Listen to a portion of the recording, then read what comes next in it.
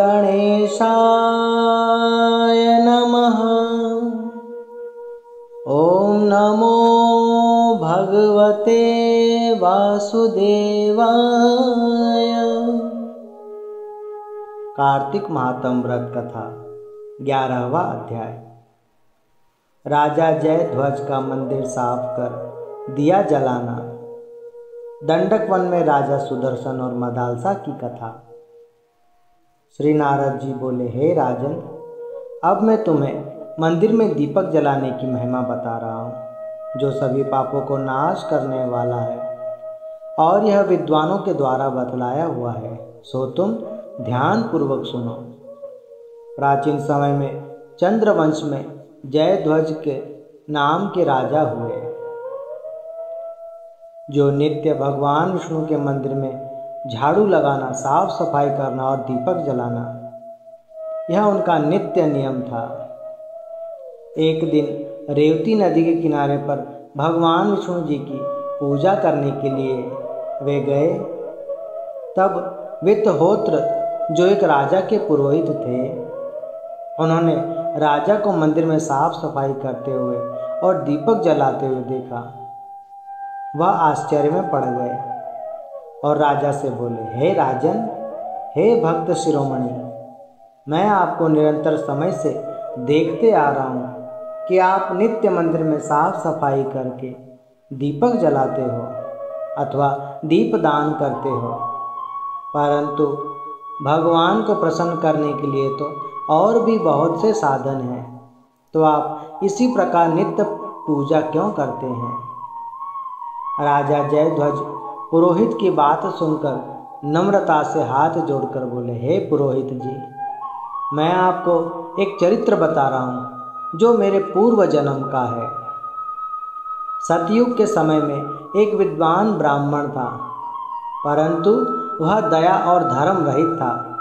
जो न करने वाले कर्म हो वह ऐसे कर्म करता था, न कभी यज्ञ करता, न कभी धर्म आदि करता, न कोई पूजा पाठ, न हवन, न किसी प्रकार की कोई सेवा करता। सदा वह बुरे कर्म करता। उसकी चाल चलन अत्यंत बिगड़ी हुई थी। उसका इस प्रकार व्यवहार देखकर उसके घर वालों ने उसे घर से निकाल दिया, जिस कारण वह दुखी और दरिद्र और रोगी हो गया।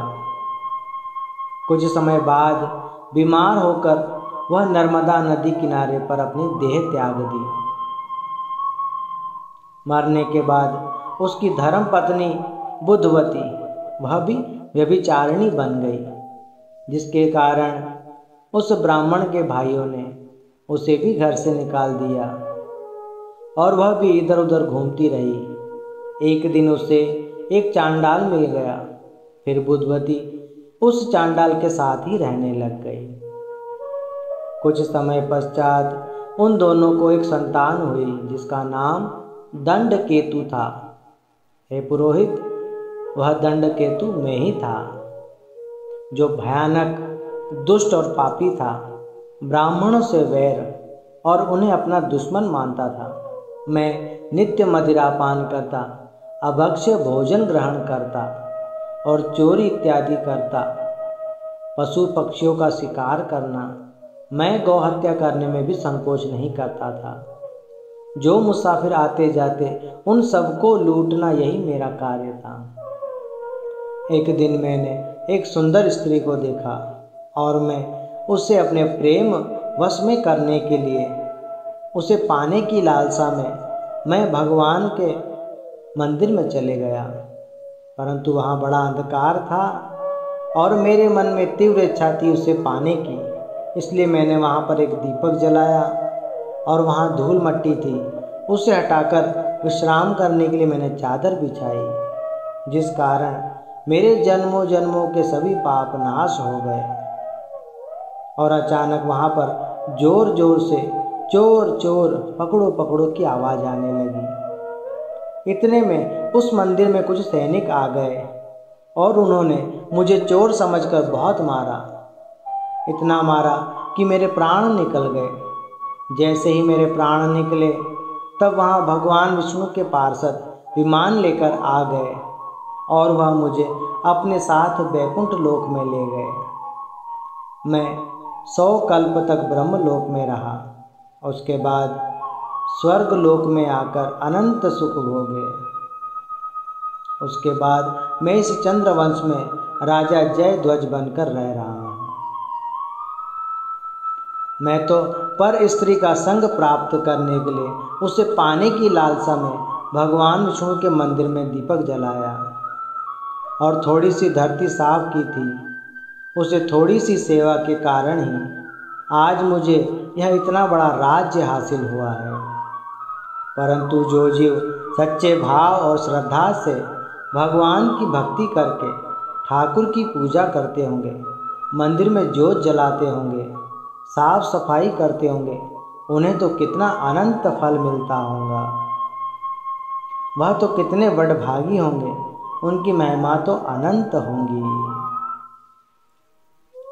राजा जयध्वज की यह बातें सुनकर वित्तहोत्र अत्यंत प्रसन्न हुए और उस दिन से उन्होंने भी यह निश्चय कर लिया कि मंदिर में नित्य साफ सफाई करके दीपक जलाकर प्रेम पूर्वक पूजा करेंगे। श्री सूत जी महाराज बोले सौनक आदि ऋषियों से, हे ऋषियों, जब करोड़ों जन्मों के पुण्य एकत्रित होते हैं तब यह मानुषी देही मिलती है और उसमें भी भगवान विष्णु की भक्ति जो मिलती है वह भी बड़भागी लोगों को मिलती है।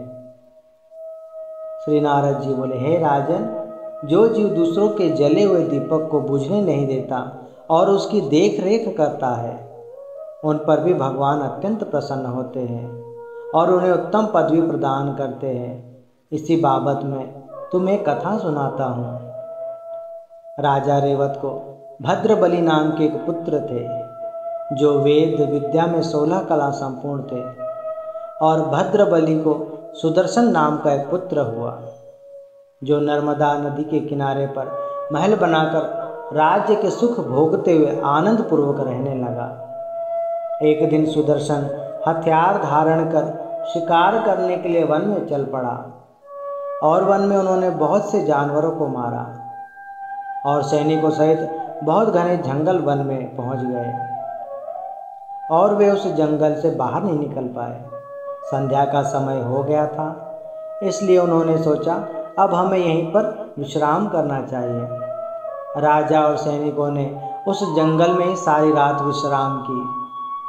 राजा ने प्रातःकाल उठकर नदी के उस पार एक सुंदर स्त्री को देखा जो अत्यंत सुंदर थी, जिसकी सुंदरता का वर्णन नहीं किया जा सकता था।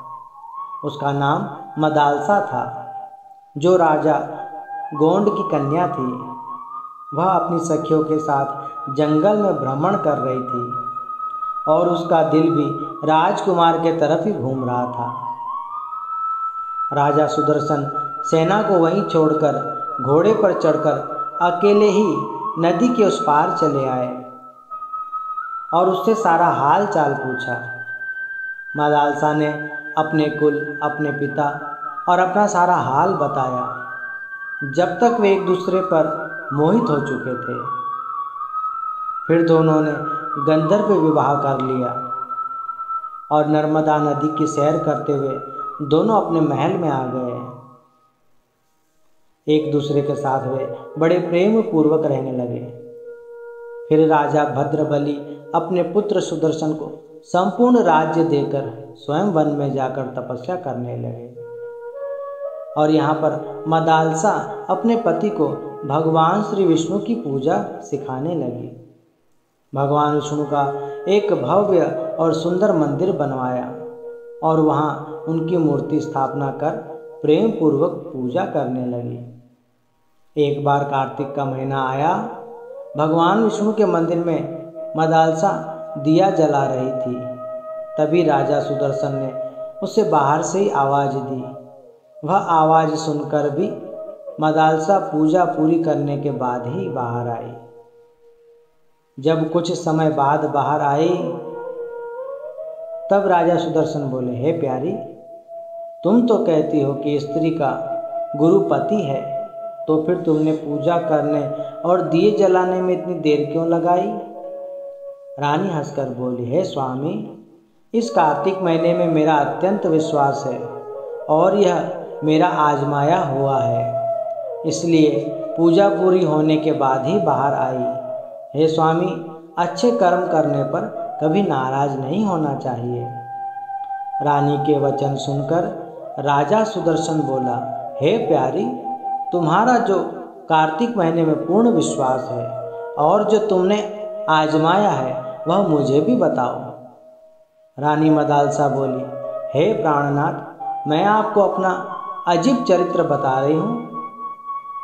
गोदावरी नदी के किनारे पर भगवान विष्णु का एक सुंदर मंदिर था और उसी के पास एक अत्यंत सुंदर वन था। मैं वहाँ पर अनाज का दाना खाने वाली एक चूहिया आकर बनी। एक महात्मा कार्तिक के महीने में उस देवस्थान में दिया जलाया जो पूरे महीने जलता रहा। एक दिन मैं उस बुझते हुए दिए की कपास को आगे सरकाने लगी और उस जोत को आगे सरकाते सरकाते मेरा पूरा मुंह जल गया, जिस कारण न मैं कुछ खा पा रही थी और न कुछ पी पा रही थी। इस कारण मैंने उसी स्थान पर अपनी देह त्याग दी।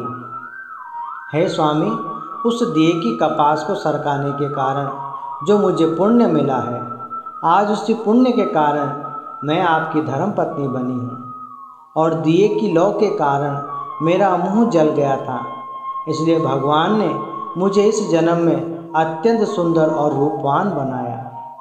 हे स्वामी, इस महापवित्र कार्तिक महीने में जो भी जीव भगवान के मंदिर में दिया जलाता है या उसकी देखभाल करता है, उसको अनंत गुना फल मिलता है।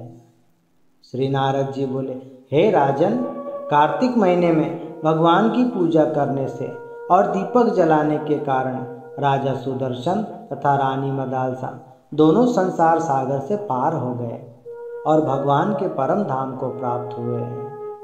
पद्म पुराण कार्तिक मास महात्म, राजा जयध्वज का मंदिर साफ कर दिया जलाना और राजा सुदर्शन और मदालसा की कथा बाबत 12वां अध्याय समाप्त।